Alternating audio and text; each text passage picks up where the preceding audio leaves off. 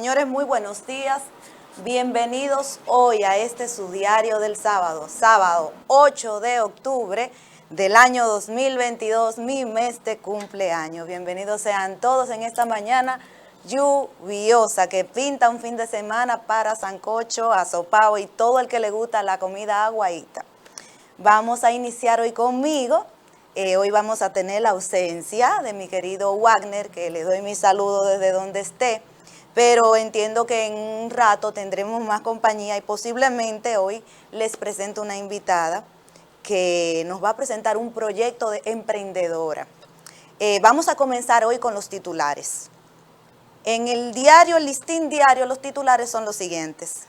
Haití pide la intervención. Cientos esperan repatriación. Más de 200 haitianos y otros extranjeros están recluidos en el vacacional Jaina. Consejo de Ministros da luz verde a Henry para oficializar la solicitud ante la crisis humanitaria. La oposición no quiere grupos opositores. Rechazan que el país sea ocupado militarmente. Todo eso es hablando de Haití. Cabral Ibáez habilita área especial para casos de cólera. Esa es nueva, esa hay que ponerle atención. Estamos saliendo de la temporada casi de dengue y ahora llega esta sorpresita llamada cólera. De transporte turístico, ese tema lo vamos a debatir un poco por aquello del accidente que ya se ha cacareado bastante en todos los medios, un accidente terrible y que nosotros vamos a dar detalles en lo adelante. A la puerta de una intervención armada. Dentro de los enfoques, mi bisabuelo Pancho, nombrado por Marino Vinicio Castillo. En el diario El Hoy tenemos, República Dominicana se juega hoy la vida, busca llegar a cuartos de finales mundial, hablamos de voleibol. Consejos de Ministros de Haití autoriza al Premier a pedir ayuda militar internacional. Canciller quiere que Haití sea específico con el tipo de ayuda que solicita Haití. Abinader viajará mañana a Dajabón y Jimaní para supervisar la frontera. Sicarios matan desde una moto a una joven que manejaba un BMW en Santiago. Intran organizará y fiscalizará transporte en los polos turísticos. ADARS reclama aplicar estrategia de atención primaria para bajar gastos de salud. Muere tercera mujer de accidente de Bávaro, apresan al conductor. Fallece en Santiago el empresario Antonio Ochoa. Salud registra 39 nuevos casos de COVID-19, todavía queda alguito, un remanente ahí. Y pronostican aguaceros en varias regiones. Esos son dos de los diarios que nosotros tenemos. Pero vamos a iniciar, señores, con la noticia que ha sido ya de connotación internacional, porque trata de un accidente donde fueron involucrados turistas. Recertificarán las empresas de transporte turísticos. Cuando se habla de recertificar es porque ya se le ha dado un certificado. Y eso viene a colación de algunas situaciones que han surgido luego de que se ha visto el video y fotos de cómo fue el accidente en Bávaro. El director del Instituto Nacional de Tránsito y Transporte Terrestre, Intran, Hugo Veras, informó que ha entrado en marcha un proceso de recertificación de todas las empresas que brindan servicios de transporte turísticos a fin de crear un centro de control de transporte turístico. Esto se conoce a pocas horas de ocurrir el pasado jueves el accidente de tránsito en el Boulevard Turístico del Este, en la comunidad de Bávaro, que ha dejado hasta el momento 3 turistas fallecidas. Dice Hugo, nosotros desde el Intran venimos tomando medidas con relación a este tema. Estamos en un proceso de evaluación con las licencias, con los requisitos de quienes pueden prestar estos servicios para tener más controles, agregó. Y ahí sigue el desarrollo de la información. Dentro de las víctimas hay 2 argentinas y una peruana. De los 14 turistas argentinos que viajaban en el autobús accidentado en el Boulevard Turístico del Este, habían 14 argentinos y de esas murieron 2 mujeres. 3 se encuentran ingresadas en la unidad de cuidados intensivos en Centro Médico de República Dominicana. Esos son casos que todavía esperemos en Dios que puedan resolverse en esas UCI. Esto, según reportan diarios argentinos que señalan que 2 se encuentran en estado delicado y 1 estable. Estos medios no especifican el género de los argentinos internos de gravedad. Las víctimas fatales de ese accidente ocurrido la mañana del jueves son 3 mujeres, 2 argentinas y 1 peruana, como yo había dicho anteriormente. Señores, la primera versión de este trágico accidente, lo primero era que era un autobús grande, de esos de 50 pasajeros, que se desplazaba desde Bávaro a un tour que iban a ser llevados a la isla Saona. En horas tempranas de la mañana, hablamos que este accidente ocurrió 8:40 o 8:45. Los turistas fueron recogidos en su punto de encuentro con destino a Bayahíbe, desde donde iban a tomar los catamaranes para llegar a la isla Saona. Un tour que se hace constantemente desde diferentes partes del país. Yo lo hice, muy bonito. Y motiva mucho porque muchos no conocemos la isla Saona. Miren, esa imagen que acaba de subir el director es una imagen que se presentó luego en el segundo día de conocerse del accidente, donde se ve cómo fue el accidente realmente. Hay muchas versiones. La primera versión fue la versión del chofer, que dijo que fue un vehículo pesado que se le atravesó y lo forzó a él a hacer un giro inesperado, y eso provocó que se volcara el autobús. En lo que nosotros vemos en las imágenes no se ve ningún vehículo pesado. Lo que sí se ve es un autobús a mucha velocidad, que pudiera decirse 2 versiones. O él iba a seguir directo y se dio cuenta que la ruta era por otra vía y quiso girar rápido sin frenar, obviando el tamaño del vehículo que manejaba, la velocidad que llevaba y lo fuerte de la curva, o definitivamente ese chofer estaba totado y pensó que él andaba en un carrito chocón, en uno de esos go-kart, y que él podía hacer ese giro así, olvidando del peso incluso y el gran giro que tiene ese vehículo, porque solamente así se podía entender que a esa velocidad él hiciera ese giro como se hizo, y poca cosa pasó. Poca cosa pasó porque imaginen ustedes que no hubiera frenado tan rápido como frenó, porque el vehículo se frenó al poncharse la goma, que se ve muy claro en el video.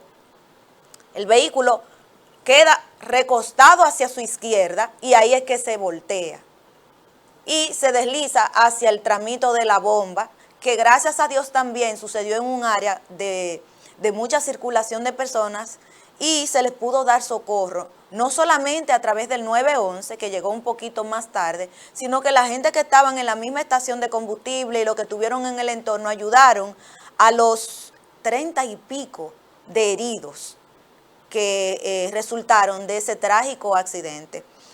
Aparentemente el chofer no sufrió ningún rasguño. Y me extraña también esa parte, porque cuando vemos la imagen del autobús, hay una parte del autobús, específicamente donde va el chofer, que se mete un poquito en el contén y se maltrata bastante. Los que conocen de autobuses dicen que hay una buena distancia entre el frente del autobús y donde va el chofer montado, pero aún así que el chofer no tuviera un rasguñito, lo protegió la Virgen de la Altagracia sería, pero el tema es que fue muy trágico, mucha gente mutiladas, unas imágenes muy fuertes, señores.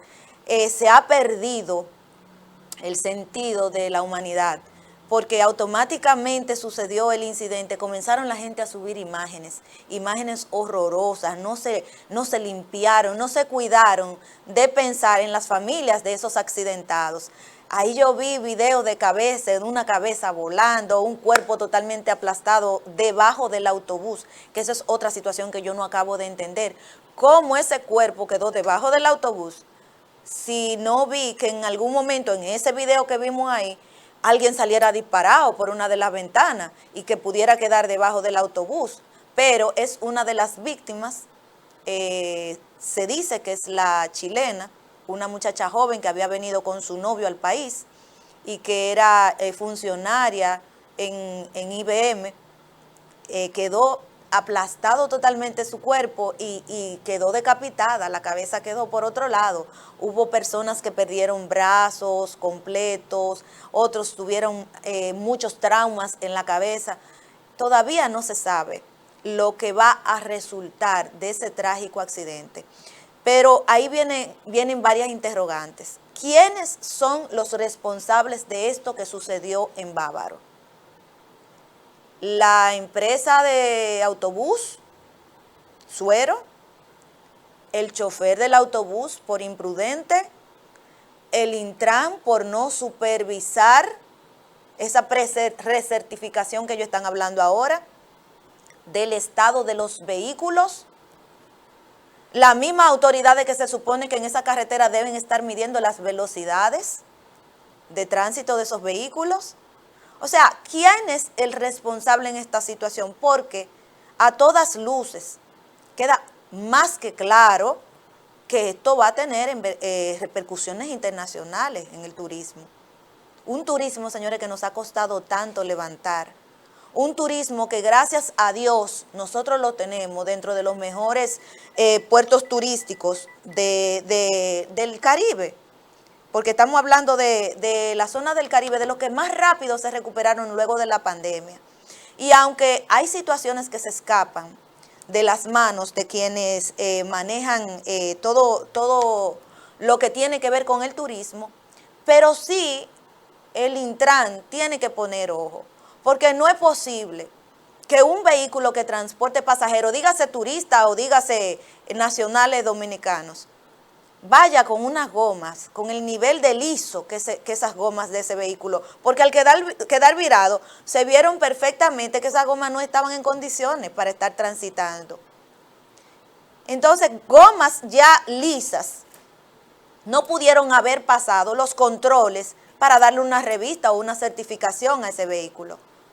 La empresa que es la dueña de ese transporte tiene una responsabilidad muy grande. Porque tú no puedes tirar a la calle a un chofer en un vehículo en mal estado a transportar turistas de un tramo a otro de tanta distancia. Entonces esa empresa hay que verificar su condición. ¿Qué pasó con esa empresa? Si es la primera vez que eso sucede, que no lo creo, que haya tenido tan mala suerte que justamente ahora en ese accidente se viera que tienen unos vehículos en malas condiciones. Como escuché también una de las sobrevivientes, de las que salieron casi ilesa, una enfermera, narrando que el vehículo se veía que era viejo, que ni siquiera estaba en condiciones para andar transitando. Un chofer imprudente totalmente, que vamos a suponer que estaba sobrio, porque nada más una persona que no quiera su vida, viendo ese vehículo, porque él tenía que chequearlo como chofer, y debió haber dado la alerta a la empresa de que de que el vehículo tenía la goma lisa y sabrá Dios qué otra cosa. Tal vez hasta los frenos malos lo tenía. Pero si tú sabes que tú vas en un vehículo que no está en condiciones, ¿cómo tú vas a meter velocidad, alma de Dios? ¿Cómo tú no vas a pensar ni siquiera en tu propia vida? Entonces hay que pensar que el tipo tenía algún tema suicida. Y no lo dudo, porque también vi otro video que anda circulando en las redes sociales, que grabó un pasajero en un tour que hacían hacia el sur, donde el chofer muy folclórico, con un sombrerito con flores, está haciendo sus cherchas, donde en momentos se dirige a los que van al lado de él, metiéndole conversación de irresponsable también, un par de señoras mayores, y él se descuida y pierde la visión hacia la carretera y se voltea a ver a los chistes que está haciéndole la señora del lado, pero no se limita a eso, no tiene cinturón de seguridad y va con el celular en esta forma, cambiándole la música. Entonces, ya esa persona definitivamente que tiene un problema, que no debió ser chofer, responsable de vidas. Y ahí viene entonces la parte del Intran. Muchos están acusando a Hugo Vera. Hugo Vera asumió hace 2 días para decir que el tiempo fue corto. Yo no me voy a hacer tan ligera en decir, Hugo Vera es responsable. No, es la institución. Porque tenemos que hablar de continuidad. Sea quien sea el incumbente que esté en el Intran, le va a tocar la papa caliente en ese momento, pero es la institución la responsable de velar porque cada vehículo que esté transitando en la calle cumpla con las reglas, porque ese vehículo donde se accidentaron toda esa gente y murieron, pudo haber generado más muerte con otros vehículos que no tenían nada que ver también con ellos. Por eso digo que aunque no nos gusta lo que pasó, pero hay que dar hasta gracias a Dios de que fue ahí solamente que se limitó, que se centró en ese vehículo y los pasajeros de ese vehículo. La situación pudo haber sido peor, mucho peor. Peor para los que iban en el vehículo y peor para los que estaban en el entorno de ese irresponsable. Entonces, vamos a ver cuál es la reacción del Intran, que de entrada había Hugo Vera a decir que ese señor no vuelve a manejar más nunca en República Dominicana. Ojalá y sea así, que puedan las leyes lograr que esa persona nunca más la volvamos a ver en un volante. Pero en un país donde la gente maneja sin licencia, esperemos que esto sirva de canal para que todas esas cosas que estaban sueltas se puedan mejorar. Y para que esa carretera, que también tiene un tema, porque esa es una carretera peligrosa, se chequee qué ha pasado ahí, por qué hay tantos accidentes. Porque en esa misma mañana del jueves, un rato después y a unos kilómetros más adelante hubo un accidente múltiple donde varios vehículos impactaron. Entonces también hay un problema de la carretera, señores. Entonces ahí se conjugaron muchos factores. Chofer imprudente, vehículo en malas condiciones, Intran que no supervisa bien y una carretera que hay que analizarla porque es una carretera que constantemente presenta accidentes. O sea, son 4 factores que hay que analizar. Y al DON le hablan de 2 a 5 años. Algunos no quisieran que fuera tan poquito, pero el tema es que hay leyes. Los accidentes de tránsito tienen sus leyes. Y aunque es un homicidio, fue un homicidio involuntario porque no salió a matar a esa gente. Él provocó los homicidios que hubo y los accidentados. Pero él no salió con la intención de eso, o sea, fue eso involuntario. Y lamentablemente ahí está, y tenemos un código procesal penal que está ahí en Q, donde tal vez, no sé cómo andan las penas de tránsito en él, si las contempla, no, de verdad que desconozco, pero entiendo que 5 años para un irresponsable, porque automáticamente usted sale de su casa y usted no se pone la ropa de responsabilidad. Usted es un homicida. Usted es un homicida porque usted tiene en la mano suya 50 y pico de personas. Y por su irresponsabilidad, mire lo que sucedió.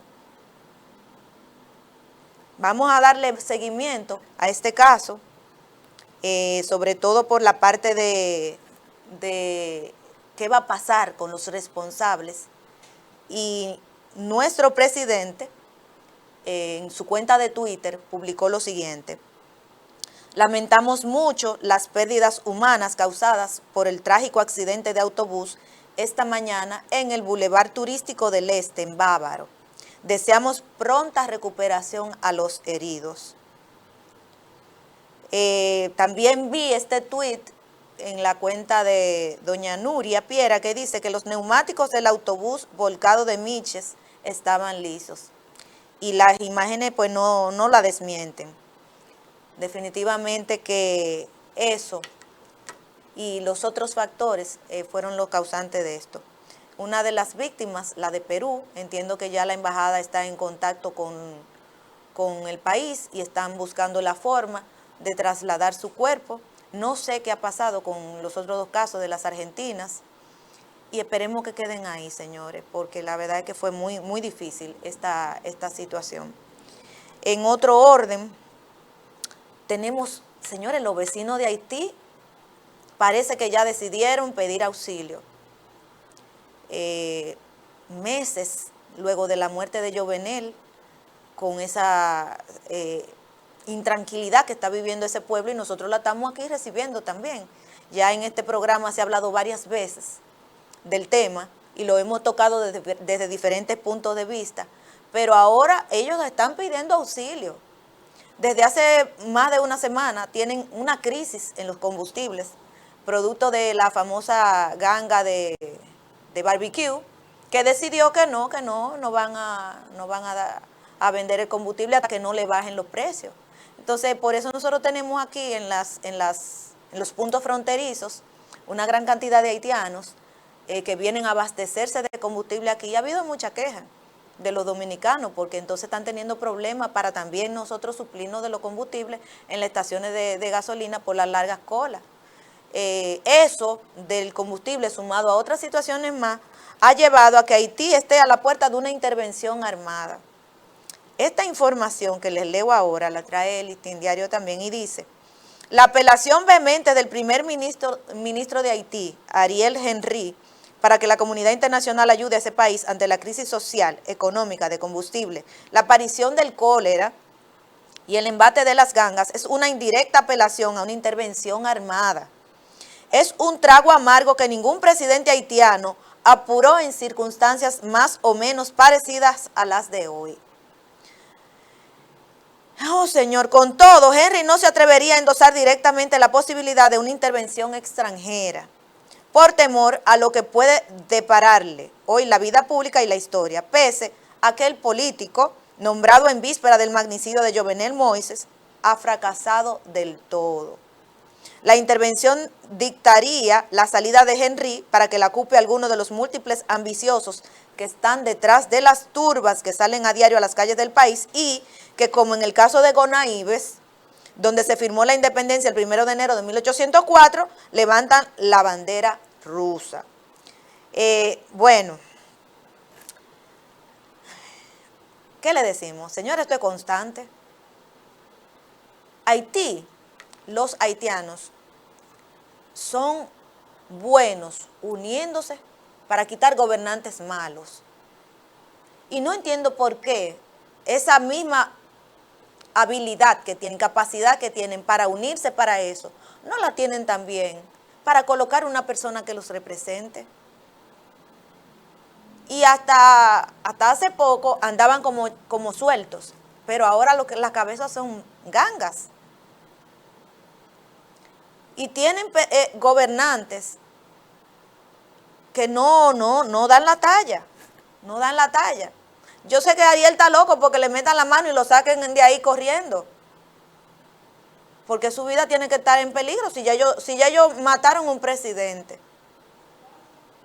Díganme ustedes. Ahora, ¿quién está detrás de eso?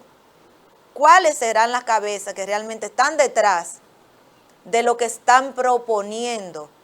Porque no es lo que Ariel propone, de que haya una indirectamente está proponiendo que haya una intervención, sea de quien sea. Hay alguien que está detrás de todas esas gangas, manteniendo ese caos en Haití. Sea quien sea, le interesa mantener esa situación en Haití. Y busca esa mano ser quien maneje los controles. Ahora mismo no sé si Estados Unidos está en condiciones para ser el país que le dé la mano. Habría que ver, porque Estados Unidos está librando situaciones muy internas y también tiene el problema de Rusia, que le ha caído indirectamente. Y tiene que atender sus cartones. Y en otro momento tal vez Estados Unidos pudo haber sido más diligente interviniendo en Haití. Pero ahora mismo ellos tienen Ucrania, Rusia ahí, que se metieron, le pidieron auxilio y están de cabeza. Eso es una guerra macro, porque ahí estamos hablando de continentes. Y no es que el tema Haití no es importante, pero debe haber otras naciones de las que también se han beneficiado por años de ese pobre pueblo, que puedan meter la mano en lo que los gringos se organizan y pueden hacerlo ellos.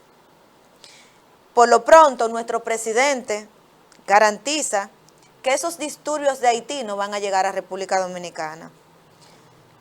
El presidente de nosotros ha manejado una política de exterior fenomenal y sostuvo que los disturbios que ocurren en Haití no llegarán a República Dominicana, al tiempo de asegurar que la frontera está controlada y se mantendrá en calma. Eso nos da a nosotros tranquilidad, porque si el primer mandatario dice eso es porque él sabe que los cuerpos castrenses están organizados y ubicados en los puntos donde pueden intervenir en caso de que venga algún repunte, alguna situación, algún rebote de lo que está sucediendo en Haití para República Dominicana. Y con esto, señores, pues los dejo y nos vamos a la pausa.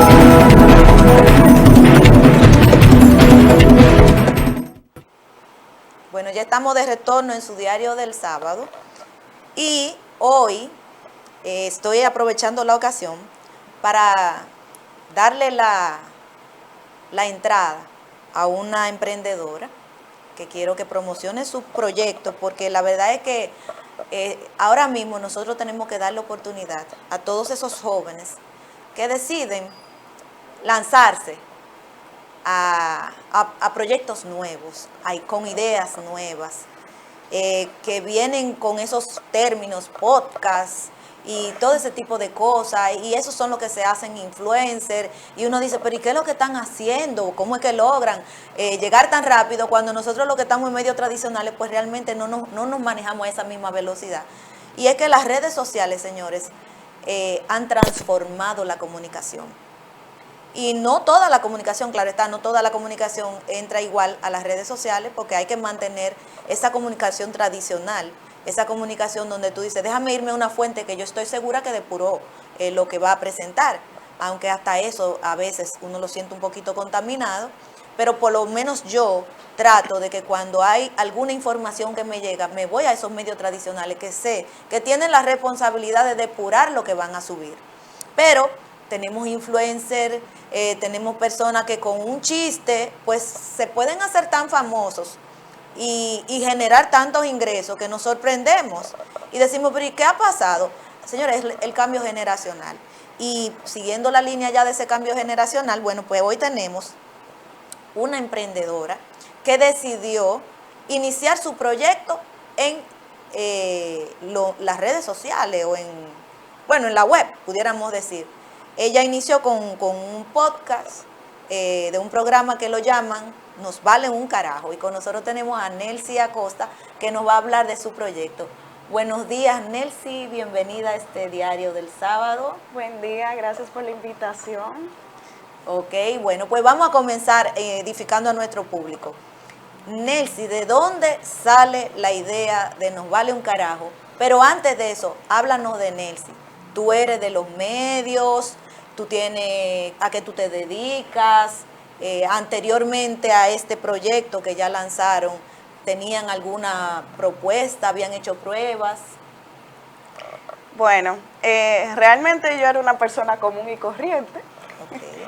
estudiante de diseño e interiorismo en la Pucamaima, estudiante de término, y nunca me había interesado realmente incursionar en los medios, pero se dio la casualidad de que en un momento me hicieron la invitación a un podcast y ahí como que se me prendió el bombillo y dije, pero ¿por qué yo no tener algo propio? ¿Por qué no tener mi propio podcast? Entonces, tenía un amigo a quien le presenté la propuesta y le dije, bueno, yo quiero un podcast donde nosotros podamos debatir cualquier tipo de tema, sin miedo a lo que puedan pensar, o sea, simplemente a aportar nuestras opiniones sobre cualquier tema. Y realmente así fue como surgió Nos Vale un Carajo. Ok, y ¿por qué podcast? ¿Por qué no un medio tradicional? ¿Cuál es la ventaja de un podcast frente a una televisión, por ejemplo, en vivo? Bueno, lo primero es que tiene la flexibilidad de que uno hace las grabaciones previas, o sea que cualquier bachecito, cualquier problema que se pueda presentar, uno simplemente tiene que hacer un corte. Pero no solo eso, sino el tema de que uno tiene más libertad. O sea, en los medios tradicionales hay que limitar ciertas palabras que uno pueda decir, la forma en la que uno pueda expresarse, incluso hasta la forma de vestirse. Pero ya en un podcast, uno, si es yo como digo, más libre. exacto, uno tiene la libertad de poder decir lo que uno quiera en la forma en la que uno quiera decirlo. Uno puede dirigirse al público que uno entienda que pueda hacerlo. Okay. ¿Y cuál es la frecuencia que ustedes tienen de presentar su podcast? Bueno, nosotros hacemos grabaciones cada 2 semanas.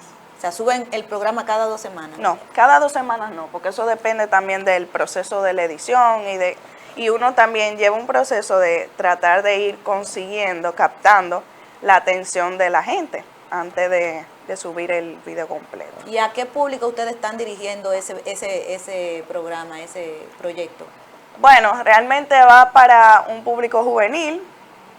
No es recomendado para niños, dado que no es un material obsceno, pero sí se tocan temas que son un tanto fuertes y que entiendo que no van dirigidos para niños. Ok, ¿cuántos programas ya ustedes han realizado de esos podcasts? Bueno, solo hemos subido 4 episodios, nosotros los dividimos por episodios, pero ya hicimos una última grabación que tuvimos la oportunidad de grabar con Javis Hermoso. Javis, el del mundo del arcoíris. Exacto, el descarriado. Y ya ese eso viene de esos ahí en personajes camino. que yo digo que surgieron de la nada y todo el mundo lo conoce ya. Sí. Entonces son episodios como si fueran las series de Netflix, más o menos. Exacto. Okay. Los podcasts se manejan mucho así, por episodio. Y eso se queda colgado en la web. Sí.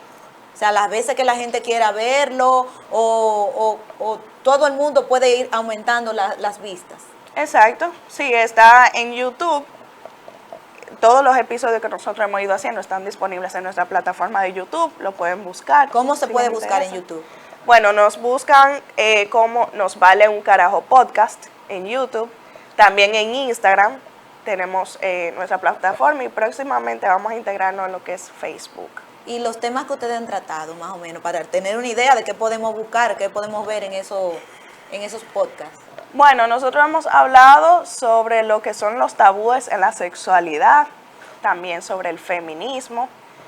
Como mencioné, hicimos una entrevista a Javis y también tuvimos un tema recientemente que es ya algo más como de desahogos sobre cosas que nos molestan, cosas que suceden cotidianamente que quizá uno no le presta tanta atención, pero que sí le generan cierta incomodidad.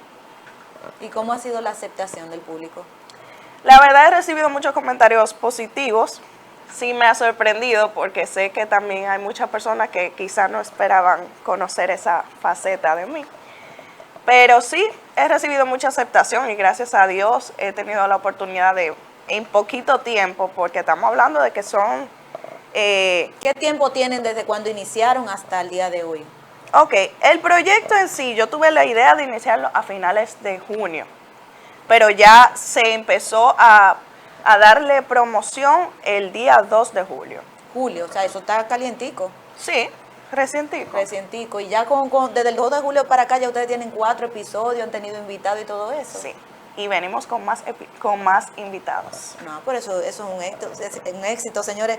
Y en el tema, vamos a hablar de dinerillo, porque estamos hablando de un proyecto de una emprendedora joven que me imagino que tú no lo estás haciendo a modo filantrópico, sino que hay alguna intención de que se genere dinero. Claro. ¿Cuáles son las vías por las que un proyecto como ese, no tradicional, puede generar ingresos? Porque tiene gastos, ustedes tienen estudios, ustedes tienen un personal, un gasto en tiempo, o sea, ¿cómo ustedes generan ingresos ahí, en ese proyecto?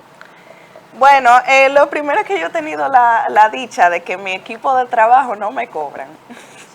O sea que lo único de lo que yo tengo que disponer es del costo del estudio.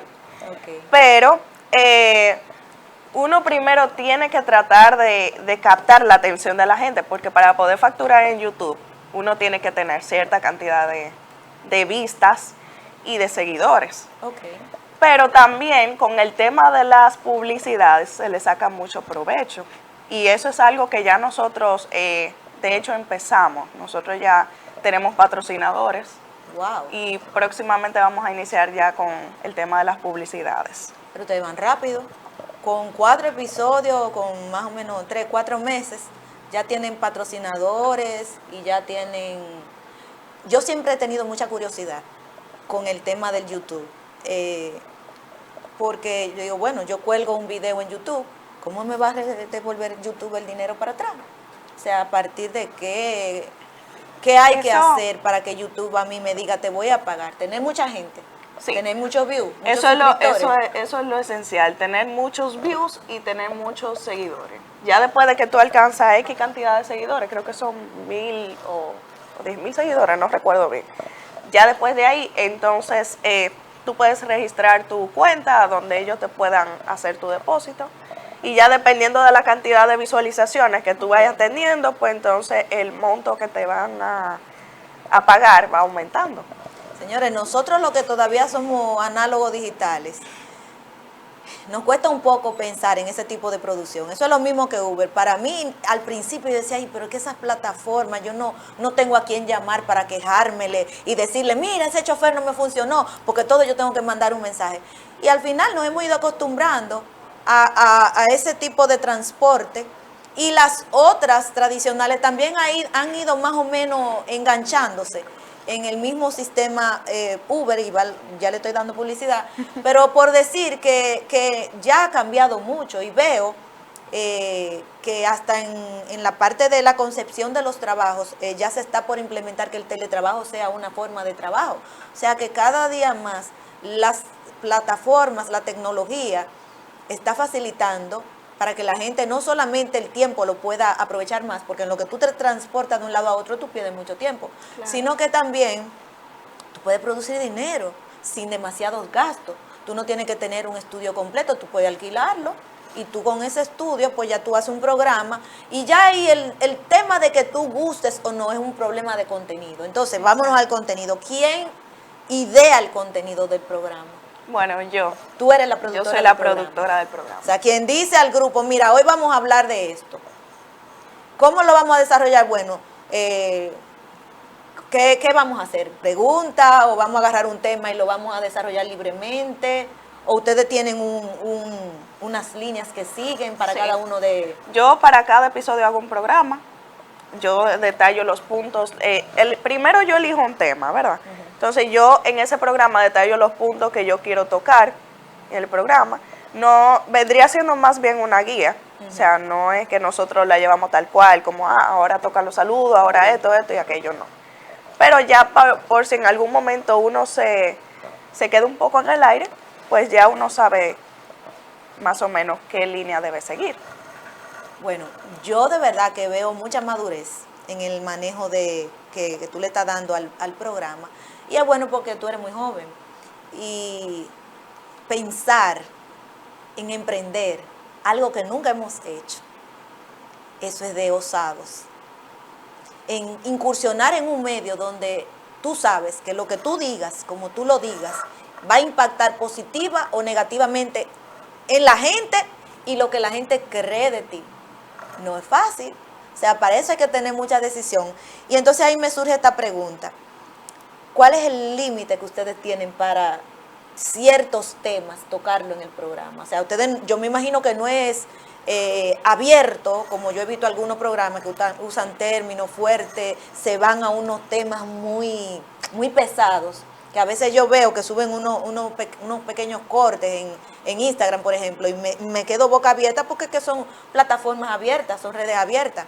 O sea, ustedes tienen, ok, nosotros como adultos, porque ya tú eres adulta, aunque seas joven, como adultos vamos a tocar hasta este punto, de ahí para allá no llegamos. O sea, ustedes tienen su línea de borde. Exacto. Hasta aquí llegó este programa.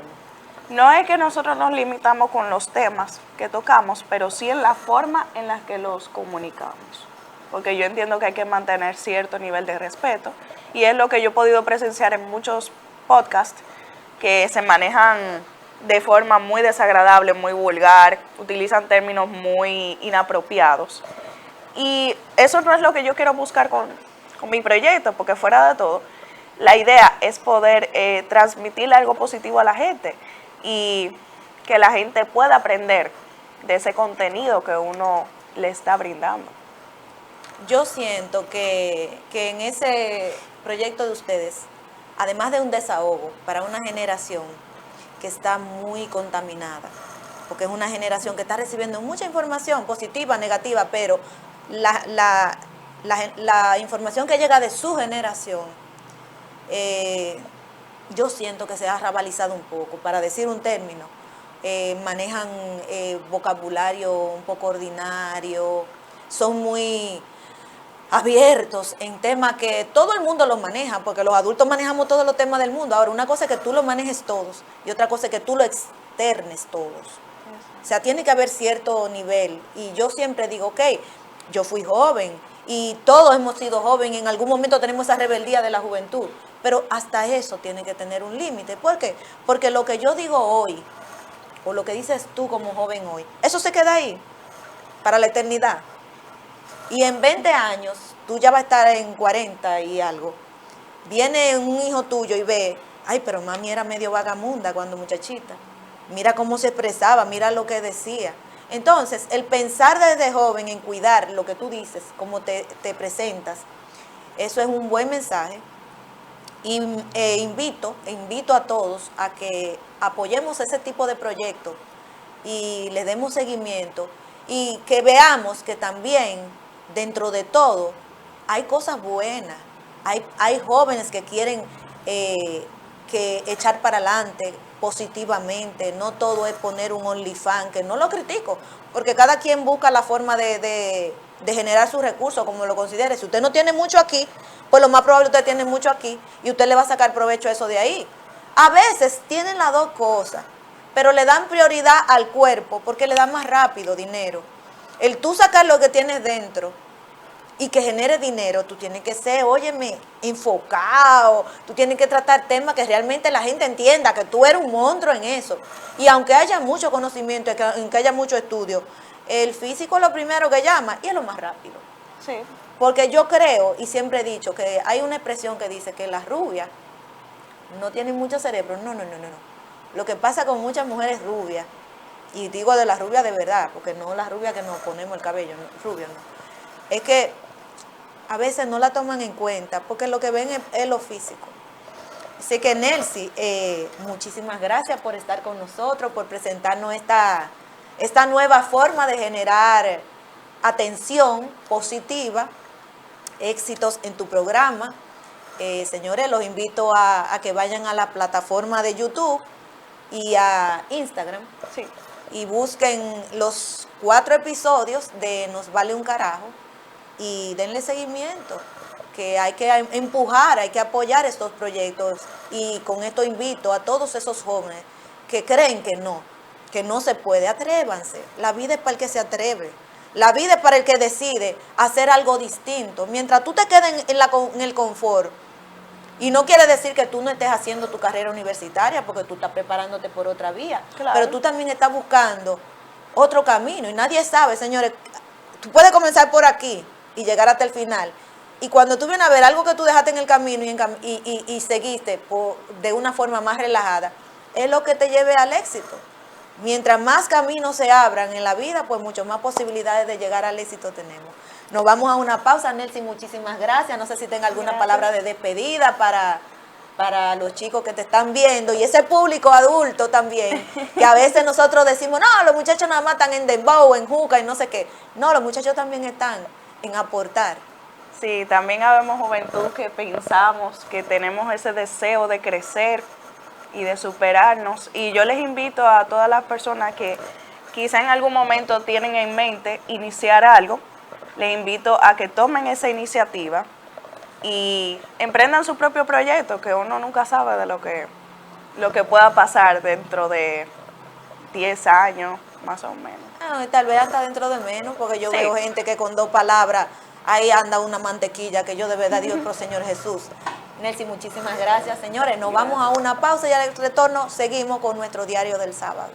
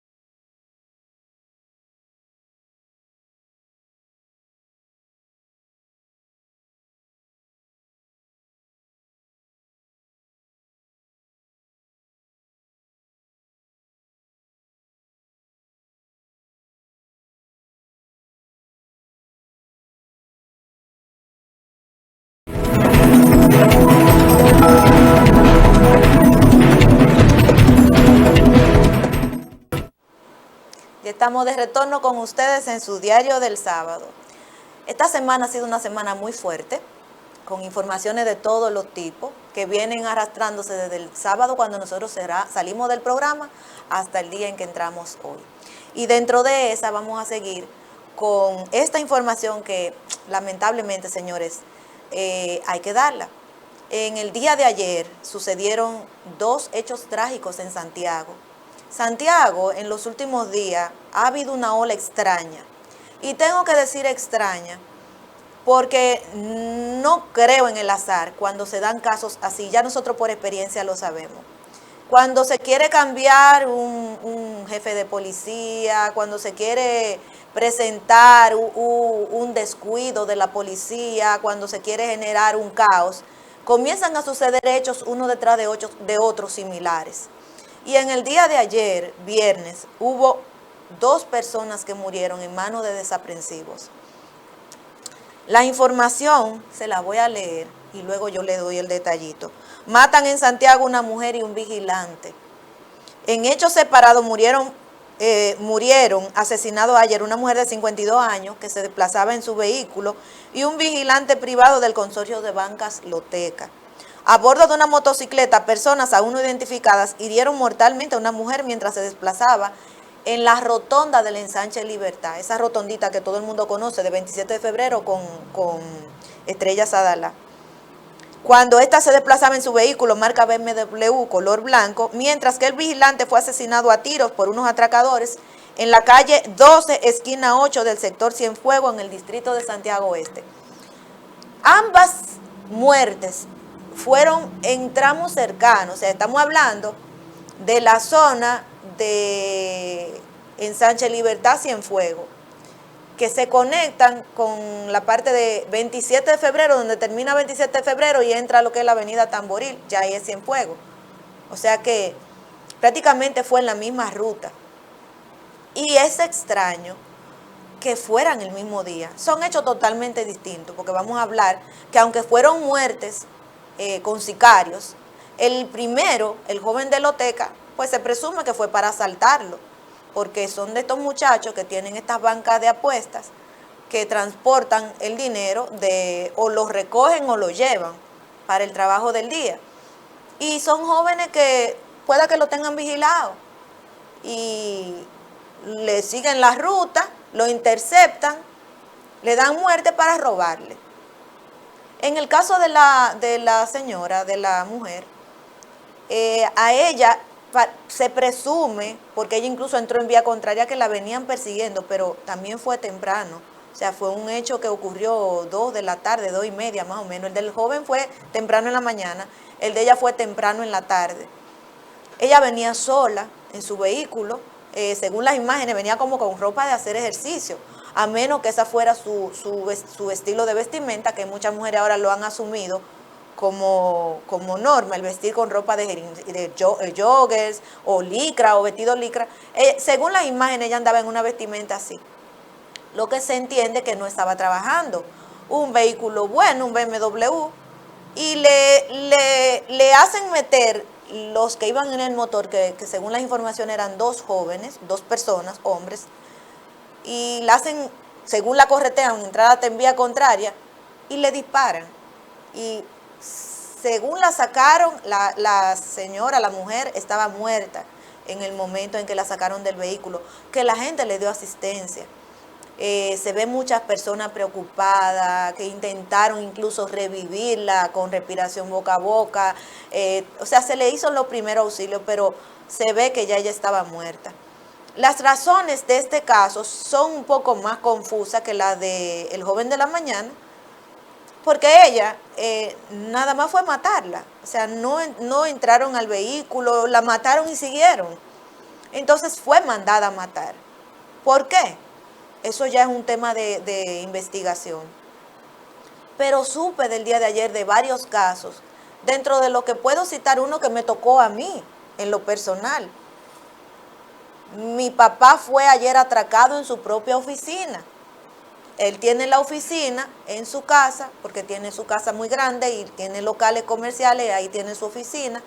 Y a las 2:45, 2:50 de la tarde, 2 tipos entran a la oficina, lo encañonan, lo amarran con tairrá a él y a 2 clientes que tenía. A esa hora, donde había muchos vehículos, donde había gente trabajando en el frente, donde hay varios negocios funcionando, donde la gente cree que nada más lo van a atracar de noche mientras duerme. Una experiencia muy triste, muy fuerte para mi papá, que ya es una persona que tiene algo más de 70 años y que se sentía seguro en su espacio. Tú verte con ese nivel de impotencia, buscando dinero. Estos sí andaban buscando dinero, porque le dijeron claramente, denos dinero o lo matamos, con un arma aquí. O sea, ¿qué está pasando en Santiago? Algo ha detonado esta ola de delincuencia y crímenes. Entonces hago un llamado al jefe de la policía a que le ponga atención a esto que está sucediendo. Verifique primero si son desaprensivos aislados que se han soltado, se salieron de la jaula que estaban, o si están siendo motivados por alguna mano con intenciones que no sabemos, pero que puede ser.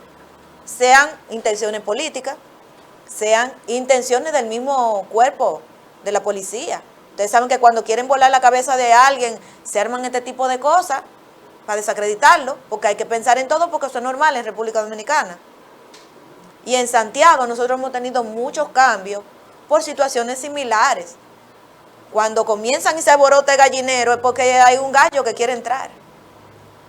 Entonces llamamos al jefe de la policía y aprovecho para darle las gracias a Estami Colón, la directora regional del Ministerio de Interior y Policía, Zona Norte, que fue muy diligente cuando la llamé, llegó y ahí hubo una cantidad de policías que llegaron a las investigaciones y todo eso, y yo tengo la fe de que sí, que ellos van a dar con los delincuentes, que aunque lo que se robaron fue celulares y dinero, no hubo pérdidas humanas, pero se pierde la confianza.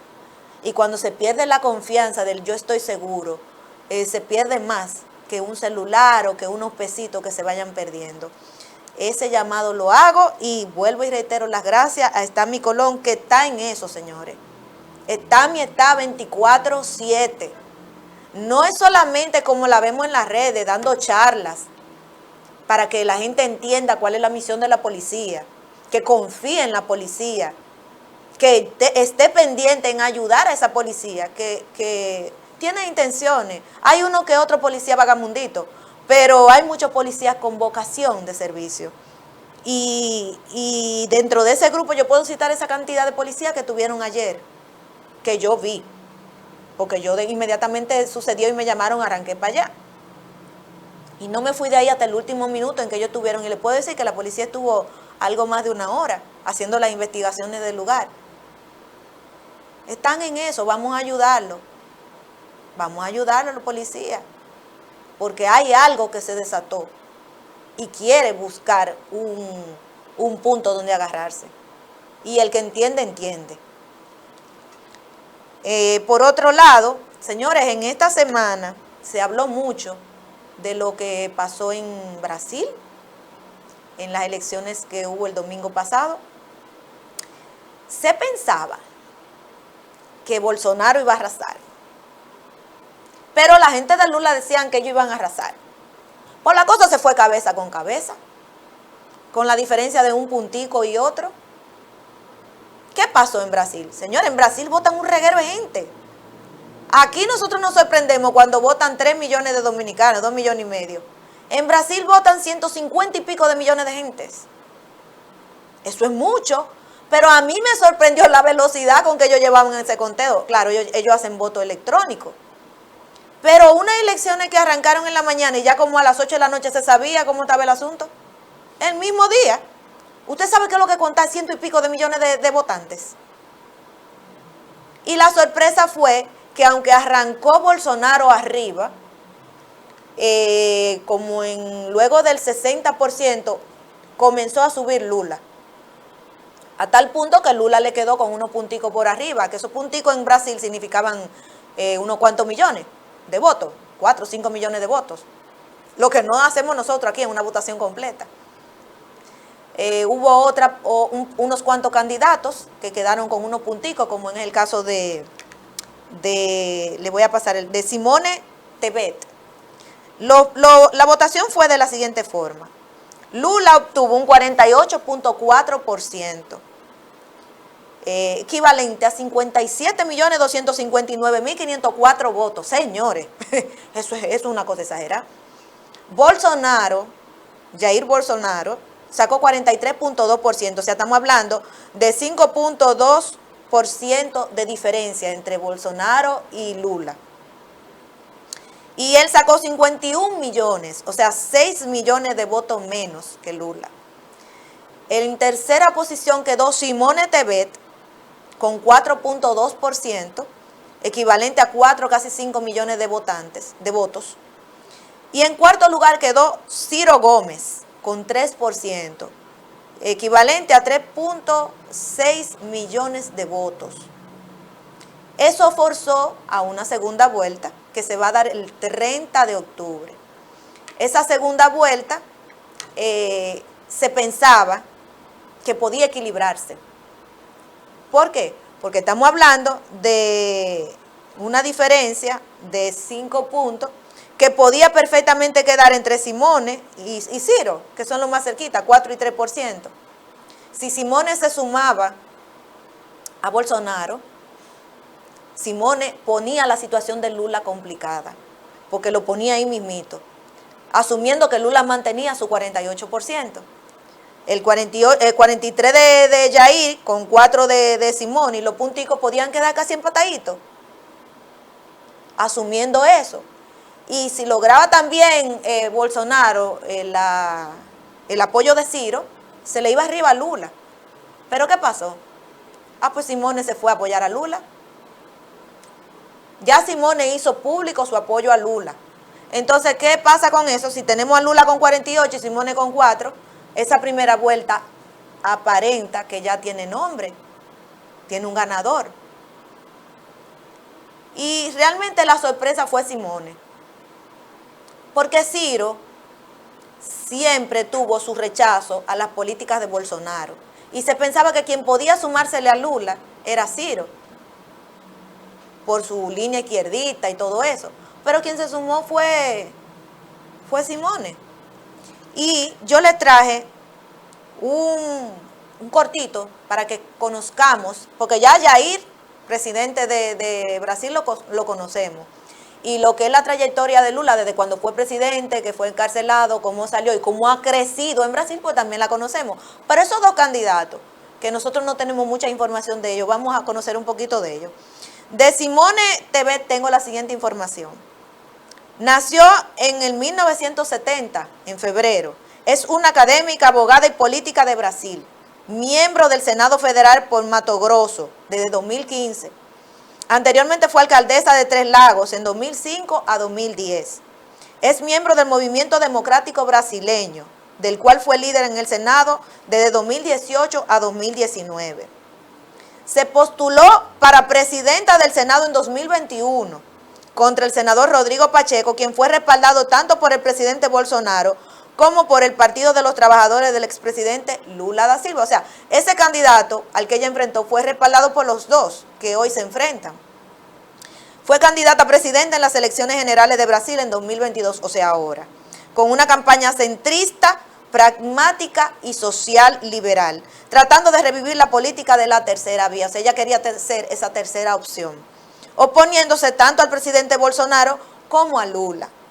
Dijo que sus prioridades son las políticas sociales como, oigan los puntos de esta chica, de esta señora, educación, vivienda, medio ambiente.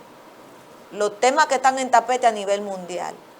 Ahí nada más le faltó salud para que completara ese cuarteto. Obtuvo el tercer lugar con 4.16% de los votos. Va a apoyar a Lula ahora para la segunda vuelta en contra de Bolsonaro.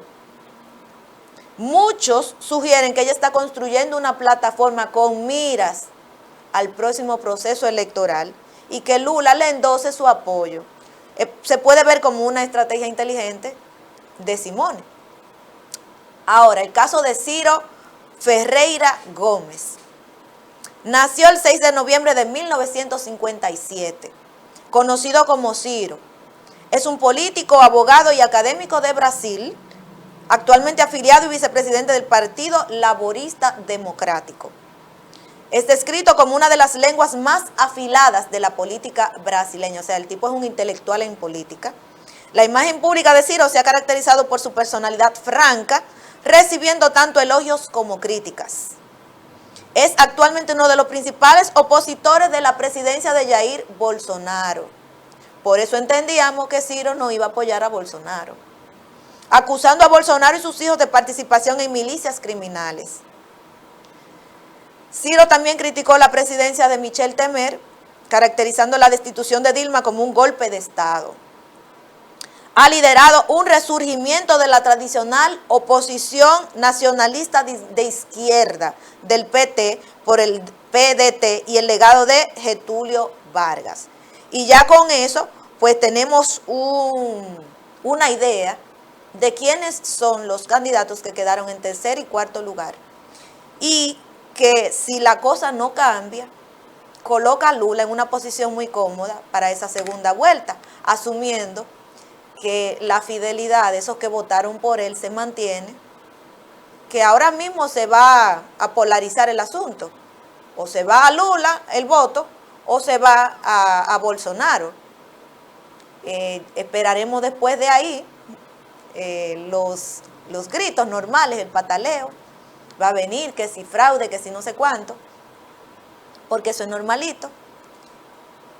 También se espera que cuando se habla de fraude, quien habla de fraude sea el que aspira a reemplazar al que está, porque quien tiene, según la experiencia nuestra, los controles es el presidente. Pero fue una sorpresa. Y eso nos dice a nosotros, a lo de aquí, lo del patio, que no hay muertos políticos. Que el que pensó que porque un candidato fue acusado de esto, de aquello, ya no revive, vea ese espejo de Brasil. Y piensen, ¿por qué hoy Lula tiene la aceptación que tiene? ¿Qué hizo Lula en Brasil? Que los brasileños han puesto por encima de todas las cosas negativas de Lula, eso que él hizo en su periodo presidencial. Y lo quieren otra vez. Este llamado lo hago sobre todo a mi gente del gobierno, de mi PRM, de cómo nosotros debemos enfrentar los opositores. No hay muerto político. A cada uno de ellos hay que ponerle el ojo. No podemos pensar de que ese no es verdad que va a subir. Nadie sabe. Las circunstancias dirán. Estamos a 2 años, menos de 2 años, porque ya para las elecciones congresuales estamos a 1 año y medio. Son en febrero de 2024. Y este año le quedan 3 meses para terminar. 1 año y medio. No lo vean demasiado lejos. El 2023 es el año de preparar todo para ganar el Congreso no, para ganar las municipales son las que son en febrero, las alcaldías. Porque las otras, a menos que haya algún cambio, son en mayo. O sea que estamos hablando de menos de 2 años también para las elecciones presidenciales. Y ahí andan algunos empujando. Y con esto, vuelvo y reitero, no hay muertos políticos. De cualquier yagua vieja política sale tremendo alacrán. Y con este comentario, señores, nos vamos a una pausa y al retorno ya continuamos con la parte final de su programa Diario del Sábado.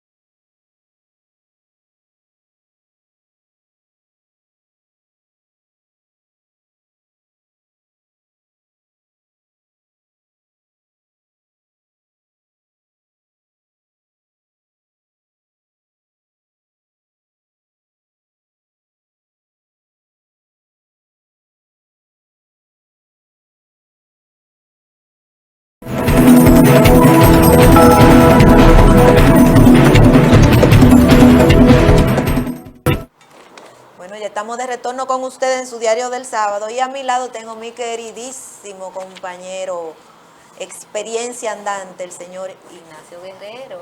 Bueno, gracias por ese piropo. ¿Cómo está usted? Yo aprendo de usted en cada programa, mi querido Ignacio. Ilse Cruz, futura legisladora. Con Dios delante y el apoyo de mis santiagueros y la circunscripción 3. Y una expresión de la superación de la mujer dominicana.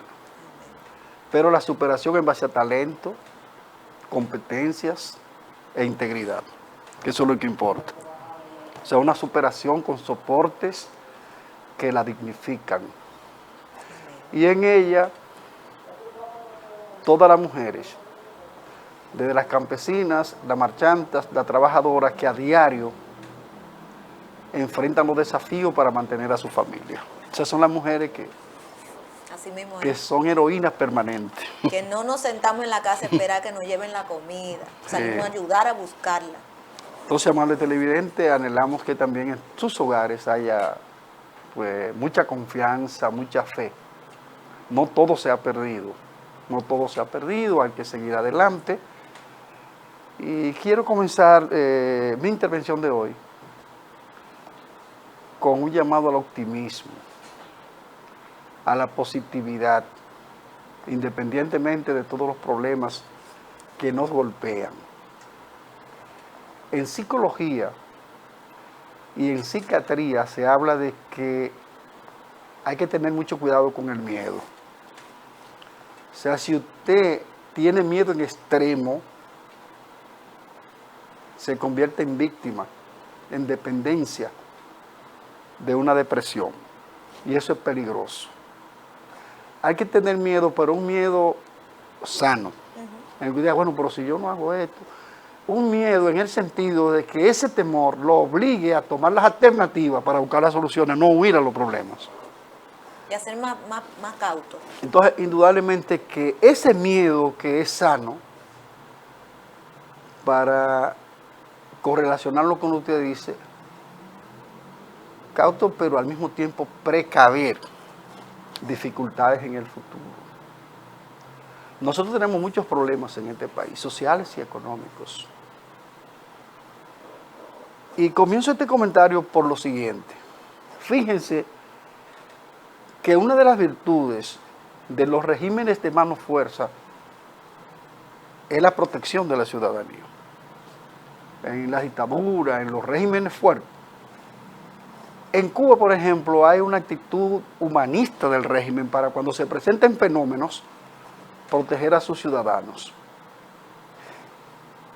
En Estados Unidos, un país desarrollado, la principal potencia, ya imaginémonos.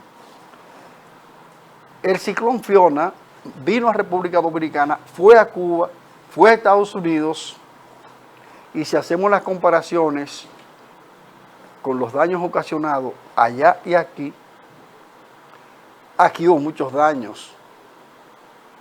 Pero todavía la recuperación en esos países ha sido difícil. Sin embargo, en tiempos récord, la República Dominicana ha recuperado parte de la productividad. Y eso se debe a que hay una integración de los dominicanos para enfrentar las adversidades. En la Florida todavía no están totalmente computarizados los muertos, pero hay más de 70. En Cuba no hay tantos muertos, pero todavía Cuba tiene problemas de electricidad, problemas de producción. Entonces, indudablemente que nosotros como República Dominicana, una isla con muchísimas limitaciones, tercermundista, a mí me gusta utilizar el término en vías de desarrollo, en vez de tercermundista, o en vía de desarrollo. Entonces la República Dominicana ha logrado no superar todos los problemas, porque hay que estar claro de lo que dejó el huracán Fiona. Pero si nos comparamos con otros países que están en mejores condiciones con nosotros, hemos salido más airosos. Y nos duele lo que le haya pasado a esos países. Claro. Y nos solidarizamos. Lo que estamos haciendo es la comparación de la rapidez con que la República Dominicana se está reponiendo.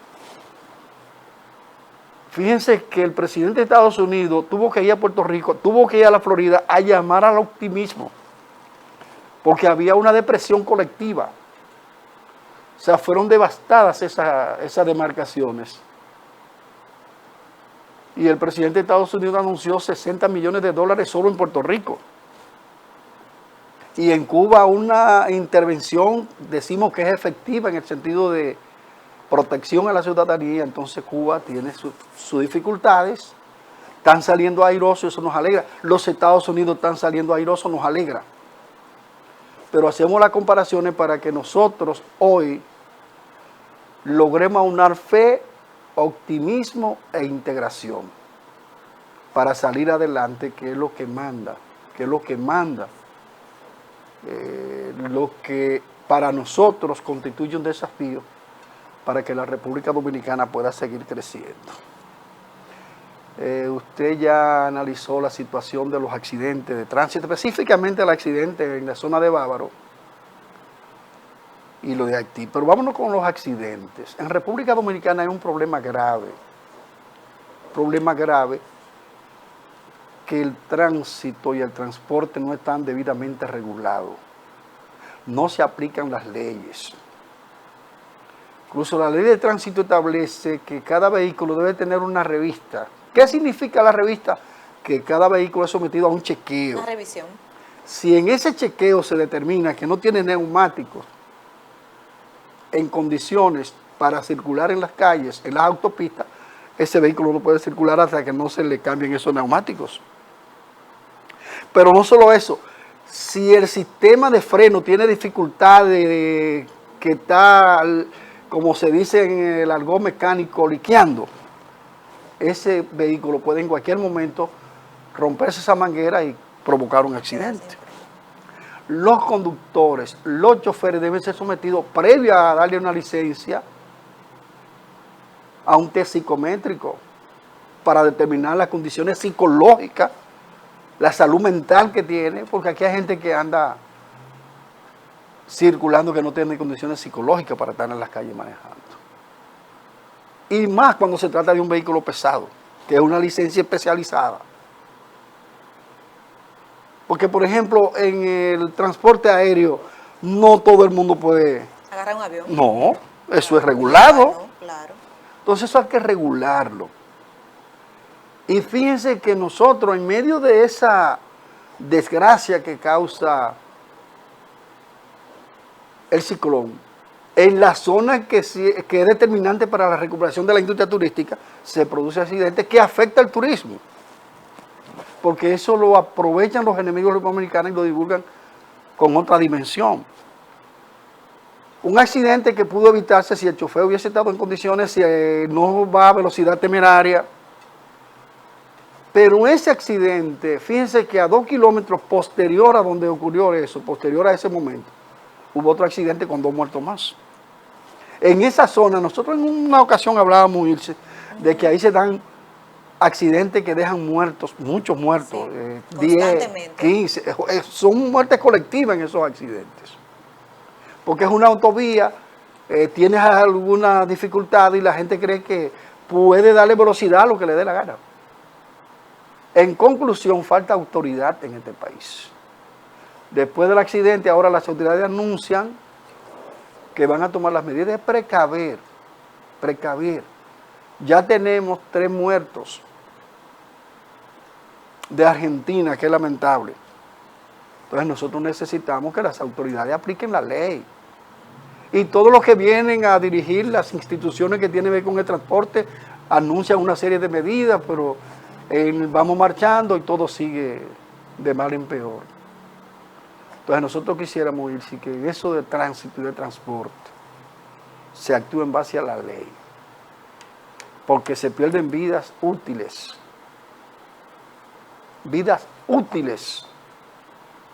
de extranjeros y de nosotros, de manera que vamos a esperar que se comience a regular de verdad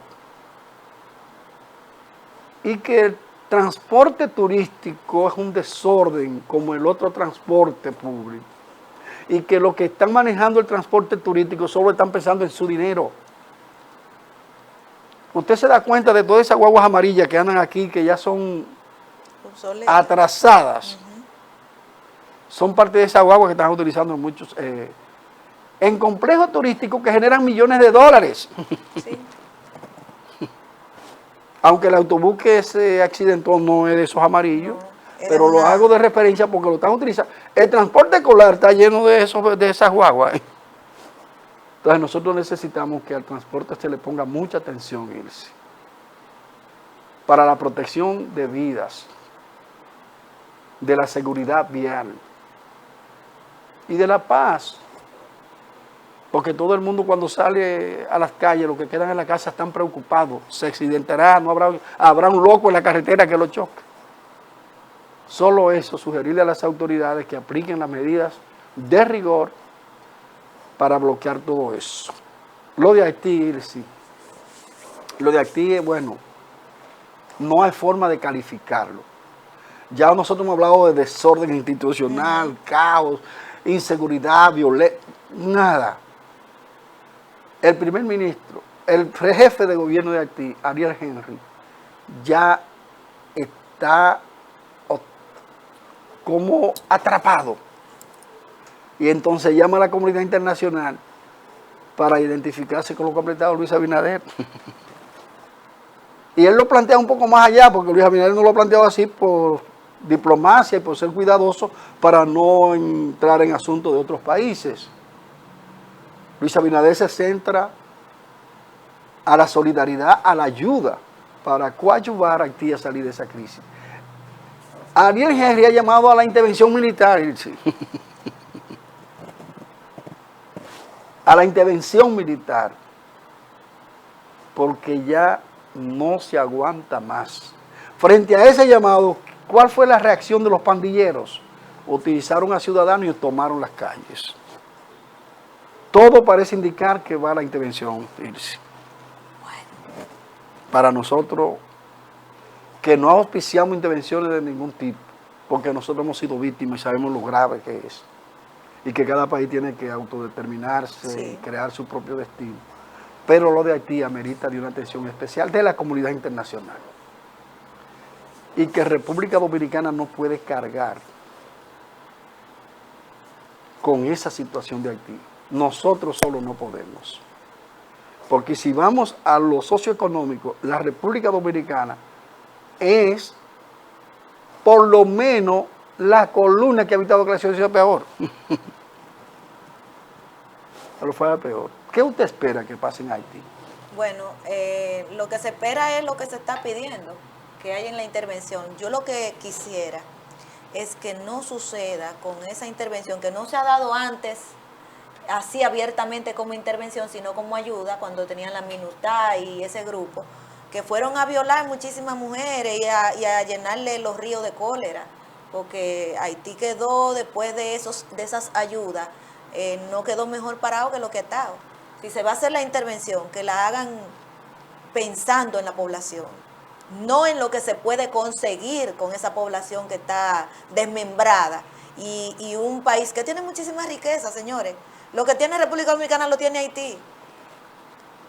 El que vaya allá lo haga con la intención de no quedarse, de llevarle soluciones, de hacerlo en el más breve tiempo posible y dejarlo volver a ser ellos. Porque el problema es que se quedan, le cogen el gustito al poder, y luego que tienen poder es que vienen todo lo que la historia siempre resalta de las invasiones. Porque siempre resalta que hay maltrato a la población local, violaciones, exabruptos de quienes llegan a llevar soluciones que terminan siendo más el problema. Efectivamente. En una palabra, que las ayudas no sean utilizadas por los que siempre han vivido de la pobreza, que se aprovechan de eso y amasan fortuna. Todas las ayudas cuando el ciclón y cuando el terremoto. Sí, se la quedaron 2 o 3. 2 o 3 se quedaron con todos esos recursos. Millones de dólares se quedaron con eso y la población haitiana continúa en la pobreza. Continúa en la pobreza. ¿Usted sabe qué me preocupa de ahí? Yo no veo esa figura que pueda ser a quien le dejen un Haití organizado. Ese es un problema grave. porque ahí hay un vacío de poder y de liderazgo. Totalmente. O sea, un vacío de poder y de liderazgo implica entonces que una intervención implique además preparar a quien podría asumir el mando. ¿Y quién lo va a preparar? ¿El que está interviniendo? Porque no podemos pensar nosotros que Claudia Joseph podría hacer, porque ese no tiene pero condiciones. para nada. Ese no tiene En condiciones. un Sí. momento se pensó que la viuda Tampoco. de Jovenel, No ha demostrado. no ha demostrado en esta situación de Haití, ella la desapareció. No ha demostrado, porque es que hay que dar el frente cuando lo necesita. Y entonces el que está pidiendo la intervención es porque quiere salir corriendo. Efectivamente. Entonces, preocupante lo que está pasando en Haití. La solidaridad debe ser social, política y económica. Ayudar a construir una democracia en Haití es difícil, pero hay que asumirlo. Hay que asumirlo. Hay otra problemática, Ilse, que se torna preocupante. Recordemos el primer documental con dimensión cinematográfica que se hizo en este país. Fue de Gilberto Meléndez, un documental que hacía referencia a Regina Express, ¿usted se acuerda? Aquella situación en la que murieron dominicanos que trataban de llegar de manera ilegal a Puerto Rico, a donde fuera. Entonces, ese documental retrataba la realidad socioeconómica que empujaba a los dominicanos a huir, la desigualdad, la pobreza, el desamparo. O sea, todos esos problemas obligan a muchas personas a salir huyendo, buscando mejores horizontes. Inclusive se iban a países también menos desarrollados que nosotros. Igual que en Haití, entonces hay una serie de gente que vive de esa realidad y cobra 50,000, 70,000, miles de pesos. Y muchas familias se endeudan para acumular esos recursos e irse en viajes ilegales. Se había controlado esa situación. De pronto, Ilse, regresan los viajes ilegales con la misma intensidad que antes. Sí. Ha habido 3 naufragios que involucran a dominicanos y haitianos en 15 días. Y en la región norte, específicamente en la provincia de María Trinidad Sánchez, ha sido el más reciente. Ya van 3 muertos confirmados y 17 desaparecidos, que crea un ambiente de tensión en la familia y en sus allegados, porque si ya rescataron 3 y los que están desaparecidos, la gente piensa lo peor. Entonces los viajes ilegales se pueden combatir con la generación de empleos de calidad, mejorando las condiciones de vida, pero llamar a los dominicanos para que no se dejen engañar. Porque los que organizan esos viajes mandan a un capitán de una yola, una frágil embarcación, y se quedan en su casa y viven como pachá, con mucha riqueza a expensas de esa pobreza. Y ahí lo vinculamos a lo de Haití, de esos que viven de la pobreza de los haitianos, y aquí los que viven de la pobreza de la República Dominicana. Esos viajes ilegales tienen mucha complicidad de autoridades. No es posible, inclusive aquí hay zonas donde se organizan viajes ilegales que hasta despedidas se le hacen en su pueblo a los que se van. Me van a decir a mí que las autoridades no saben de eso. Entonces hay complicidad de muchas autoridades para facilitar esos viajes ilegales. Y vuelvo al principio de mi intervención. Vamos a tener fe, vamos a tener optimismo y vamos a enfrentar los problemas. No vamos a huirle a los problemas para evitar peores consecuencias. Mire, escuchándole hablar del tema de la complicidad con eso de los viajes, que yo creo igual. O sea, yo creo que ahí está recibiendo dinero todo el mundo, igual que como en la frontera recibe dinero todo el mundo para que entren los ilegales. En esta semana vi un video de una joven que yo en un momento pensé que era una sátira, donde ella decía que a ella la habían asaltado cuando ella se dirigía a un punto de droga, abastecerse de su mercancía. Y ella lo declara muy tranquila en una entrevista que le están haciendo. Y yo, pero ¿desde cuándo nosotros tenemos puntos de droga estilo colmado? Que usted sale y puede decir, ah, no, es que yo estaba en un punto de droga y ahí vino uno y me dio un palo y me quitó el dinero de la droga que yo me iba a llevar. Señores, pero esto es grave.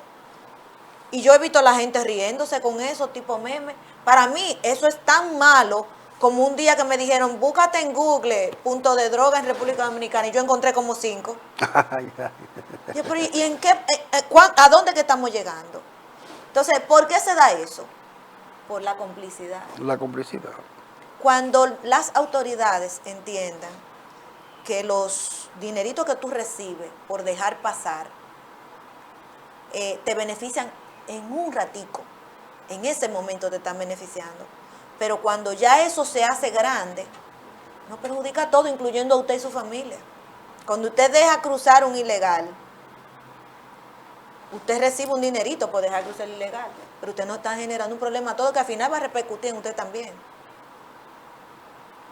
Y esos que permiten que esos ilegales se vayan en yolas, a la muerte, porque es a la muerte.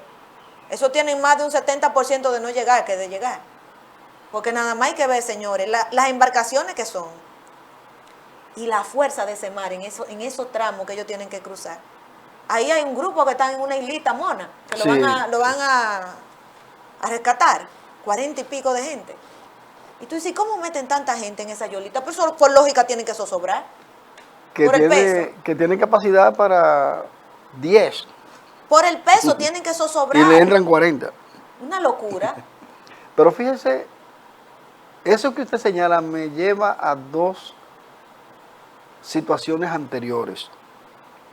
En una de las gestiones de Leonel Fernández, en un discurso dirigido al país, el presidente de la República, en ese momento, revelaba que en el país había en ese momento 22,000 puntos de droga. O sea, lo está diciendo el presidente Ya de lo la habían República.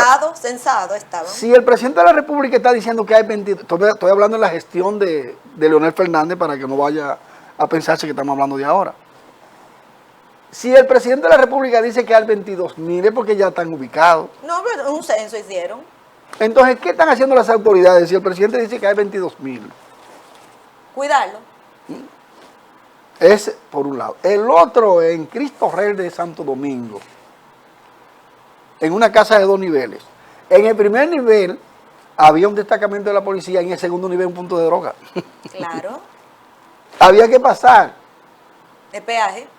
frente al destacamento para subir y funcionaba normal. Sí. ¿Y por qué me recuerdo de esos dos casos? En el caso de Cristo Rey, por la complicidad. Sí. Y en el caso del entonces presidente, señor, usted lo que tenía que anunciar las medidas para contrarrestar eso. Luego entonces hablaron de que había más de 30,000 puntos de drogas en otras gestiones. Aquí hay muchos puntos de drogas en este país. Y en los campos, y en los barrios, y en las urbanizaciones, las autoridades saben dónde que están. Ahora van en horas de la noche, no a enfrentarlo, Avisarle. a buscarlo de ellos. Y avisarle, mira, tú te estás calentando mucho. Exacto. Entonces, hay que identificar los puntos, pero también con las medidas para erradicarlo. Ese hecho que usted narra de esa joven que se ha hecho viral, Sí. eso es insólito. Insólito totalmente. Yo me quedé, le digo que yo no podía creer lo que estaba escuchando. Entonces, eso es insólito. Entonces, la lucha contra las drogas es igual que la lucha contra la delincuencia. Nosotros tenemos que combatir la droga, pero es con programas integrados. Nosotros necesitamos la persecución, el arresto, la aplicación de la ley, sea el Poder Judicial, el Ministerio Público y la Policía Nacional tienen que la parte legal para perseguir, apresar y someter a la justicia a los narcotraficantes, a los microtraficantes, a los que utilizan como distribuidores. Pero al mismo tiempo, las autoridades tienen que aplicar programas sociales y económicos en esos puntos para que la juventud, en vez de involucrarse en la droga, se incorpore al trabajo. Instalaciones de campos deportivos, centro de arte, para que la juventud Cursos practique técnicos. deporte y logre entonces hacer arte. Y eso que usted refiere. Usted instala una escuela de cursos técnicos. La educación técnica tiene la particularidad de que cada persona que se prepara está listo para el emprendimiento. Un emprendedor. Porque le han dado las herramientas, un taller, un salón de belleza. Aquí hay institutos técnicos como Infotec, ITEBO, y los liceos que son politécnicos. Y el ITLA también está funcionando bien. Que cuando salen graduados, en cuestión de, en 2 años hay algunos cursos, 1 año hay otros. Señores, y en 1 año y en 2 años usted está preparando gente que en los barrios tienen unidades de trabajo, que no solamente están produciendo para ellos, sino que generan empleo, poco, pero son empleos. Sí. Cuando usted logra graduar 1000 técnicos y esos 1000 técnicos instalan un taller, un salón de belleza, usted puede generar por cada unidad hasta 3 empleos. Y si a eso usted le agrega el incentivo a la banca solidaria. Exacto. Tienen su prestamito para que arranquen su negocio. Entonces, combatir la droga también tiene que llevar esa parte socioeconómica.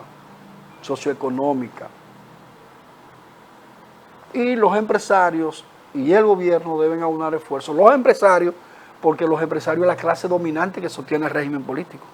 Un régimen político capitalista. Los empresarios tienen que aportar. Entonces ahí entramos, Ilse, con la delincuencia. La delincuencia hay que enfrentarla. Nosotros hemos sido en Santiago en este momento punto de preocupación, porque en esta semana se registraron unos hechos sangrientos terribles. Ayer en la madrugada, en la mañana, un joven que era seguridad de una cadena de bancas de loterías, lo asesinaron, se llevaron el dinero. Pero luego, eso fue en Cienfuegos, de Cienfuegos a la rotonda de la Ensanche Libertad, utilizando un lenguaje internacional, estamos a unos 10 minutos. Sí. Para no hablar de que lo mismo traje. 5. Si no hay tapón en 5. Entonces matan a una señora que va en un carro. Si sumamos eso al caso que pasó en Rancho Manuel, Estero Hondo, La Isabela, donde un haitiano degolló a un empresario, a una arquitecta. Y al administrador. Y a un, diríamos nosotros en el campo, un capataz que es el gerente o el administrador, como dice Ilse.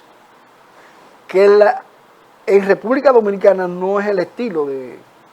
No, uno sabe de una vez. De matar a las víctimas. Que se da asunto de degollado, eso machete, eso es haitiano. Eso es haitiano, entonces. Pero en Santiago también se registraron 2 hechos esta semana. Aparte de los que mencioné. Aparte de los robos de poca monta. Entonces la Policía Nacional está ocultando las informaciones. No está trabajando la Policía Nacional para contrarrestar esa delincuencia. Hay mucho temor, hay mucho terror. La gente está atemorizada con esa oleada delincuencial. Entonces nosotros necesitamos acción combinada, persecución, arresto, sometimiento a la justicia con programas sociales, económicos que generen empleos, que garanticen servicio a cada uno de los ciudadanos, que le faciliten a la juventud educación, campos para hacer deporte y centros para hacer arte. Y lo que decía Ilse, la formación técnica. Señores, yo conozco jóvenes que se graduaron en Infotec e ITEBO, que eran de familia muy humilde. Hoy yo conozco uno de esos jóvenes que tiene un taller de mecánica, que tiene 8 empleados, y él vive una vida bien cómoda, porque se formó técnicamente. Entonces nosotros necesitamos esa educación técnica.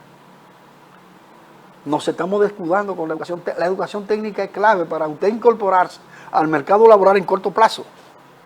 Pero estamos pensando todos en universidades, en la licenciatura, en la maestría. No, hay que buscar la educación técnica. Que es lo que la mayoría realmente puede llegar y lo que le da dinero más rápido. Claro. Porque es que una carrera universitaria no solamente requiere recursos económicos, también tiempo. Tiempo. Son 4 o 5 años que mucha gente no tiene las condiciones para poder aguantarlo. Como mínimo 4 años la licenciatura. Y si es medicina, arquitectura y otra, mucho más. 5 o 6 años. Y otros todavía mucho más, invirtiendo dinero también, porque hay que invertir mucho. Costoso. No es solamente tú inscribir la matriculación, los materiales, los libros, lo que te completa. Y usted que esa estudió arquitectura sabe lo costoso que es esta Ay, carrera. que sí, oigan. Si mi papá me lo hubiera puesto en un cedito, yo hubiera sido millonaria en esos 5 años que estuvimos estudiando. Pues eso es termino así. millonaria. Entonces, ojalá que se mire de manera profunda la problemática de la delincuencia y se apliquen políticas integradas para auxiliar a la población. Nosotros necesitamos mejores condiciones, una visión política de alto nivel en la que se trabaje para resolver los problemas que afectan a la población. Eso es por ahí que tenemos que caminar. Y si hay una preocupación en la población y el presidente de la República que escucha debe ponerle atención. El presidente de la República dijo en un discurso que cuando los precios del petróleo estuvieran por debajo de los $85 iban a bajar los combustibles. Hablamos de precios en plural porque el petróleo tiene varias cotizaciones. Está el de la OPEP, está el de Venezuela, está el de Texas, o sea, hay unas variedades. Pero cuando usted hace el promedio de todas las cotizaciones, en estos días el petróleo ha estado entre 72, 79 dólares el barril. No bajan los combustibles y la gente está preocupada.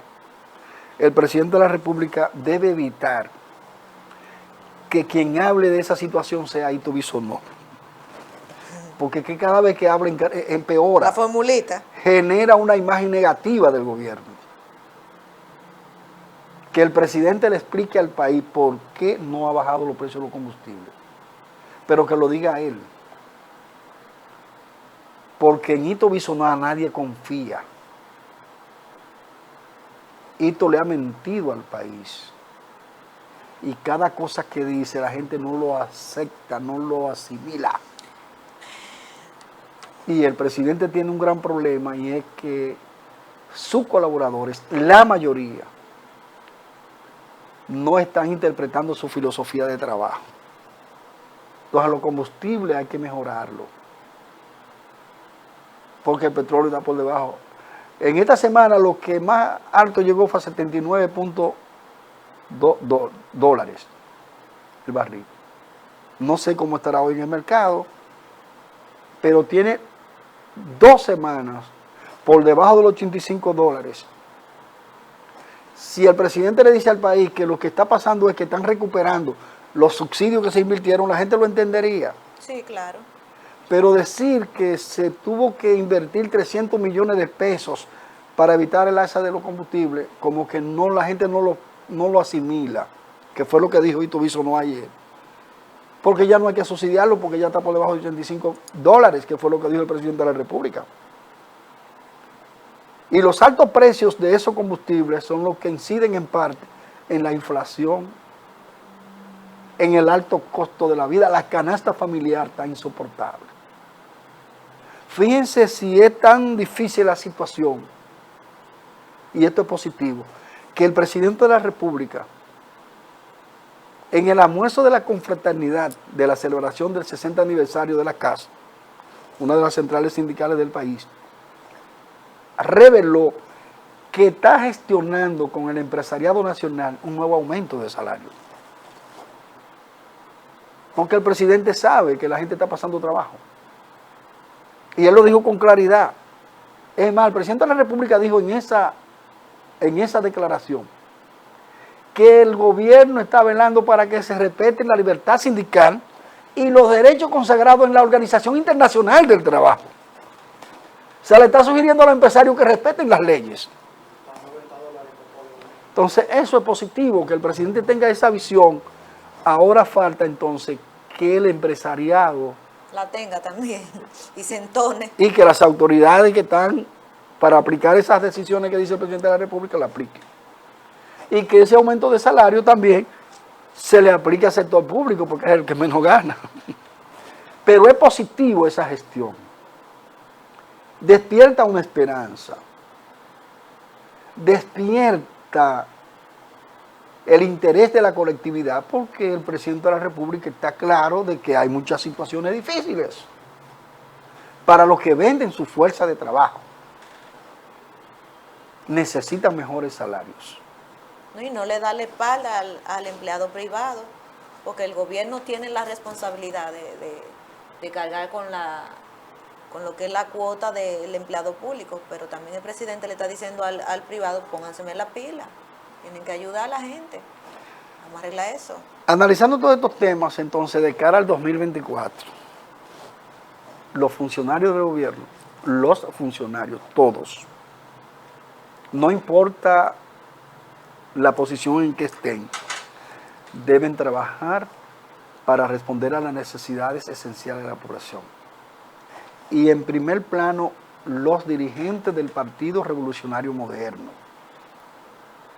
deben ponerse en primera fila a cooperar para que la gestión del gobierno sea buena si quieren continuar en el poder. Y dejar las aspiraciones particulares. Si nos vamos a Santiago, ¿cómo es posible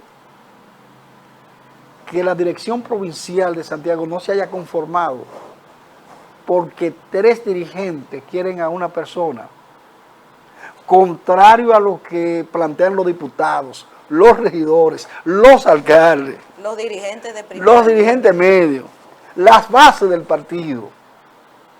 O sea, eso le hace un daño a la imagen del partido. O sea, 3 dirigentes del PRM, 1, 2 y 3, ya usted sabe quiénes son. 1, 2 y 3 obstaculizan una salida democrática. Señores, en una rueda de prensa, 60 funcionarios electos apoyaron al doctor José Enrique Romero Sí, para pero el doctor Secretaría Romero General. está claro y todo Santiago está claro que es él. Se ha dicho, y tengo la información ya precisa, de que ya la dirección ejecutiva resolvió eso. Es cuestión de anunciarlo ya, pero que resuelvan eso, porque para el 2024 hay que comenzar a trabajar ahora. Claro, y estamos trabajando, señores, ya no están haciendo señas los chicos, que Nos pasamos se un nos poco. acabaron las 2 horas, nos pasamos un poquito. Ay, pero no pasamos un Sí. tiempo. Mi querido compañero, gracias por la Bueno, compañía. A gracias. nuestro compañero Warner, sabemos en lo que estás y te apoyamos de corazón. Y a ustedes muchísimas gracias Y por que acompañarnos. aplique la cultura de la cotorra. Claro, sí. El A boroneo. ustedes, señores, muchísimas gracias por acompañarnos como cada sábado en su diario del sábado. Y la semana que viene, previo a la convención, A la consulta. a la consulta del PLD, haremos nuestro respectivo comentario. Pásenla bien y feliz resto del sábado.